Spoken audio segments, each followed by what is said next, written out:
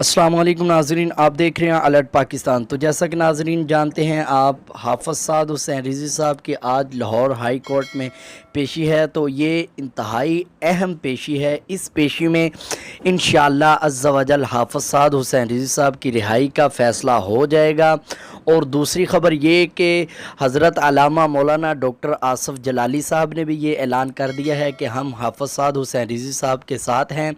अगर अब हाफ़िज़ साद हुसैन रिज़वी साहब को रिहा नहीं किया तो हम इंशाअल्लाह बाहर निकलेंगे। आपको डॉक्टर साहब का वो क्लिप भी दिखाते हैं। अगर आप चैनल पे नए हैं तो चैनल को सब्सक्राइब कर लें और वीडियो को लाइक ज़रूर करें और साथ ही बेल आइकन को दबा दें ताकि हमारी आने वाली न्यू वीडियो आपको जल्दी मिल जाए।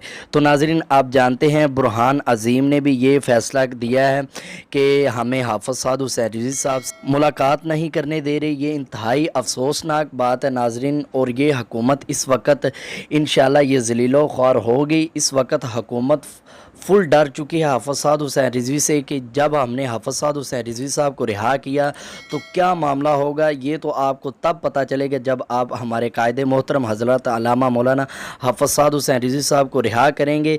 तो ये जुल्म की इंतहा हो चुकी है नाज़रीन। आप सब जानते हैं इतनी पेशियों के बाद भी हमारे कायदे मोहतरम रिहा नहीं हो रहे, बल्कि ये रिहा करना नहीं चाहते। ये हुकूमत जो यजीदियों की हुकूमत है ये रिहा नहीं कर रही हाफ़िज़ साद हुसैन रिज़वी साहब को। तो इंशाअल्लाह इस रिपेशी में इंशाअल्लाह फ़ैसला होकर रहेगा। अगर ना फ़ैसला हुआ तो इंशाअल्लाह सारी अवाम और आशिकाने रसूल इंशाअल्लाह बाहर निकलेंगे हम और एहतजाज करेंगे।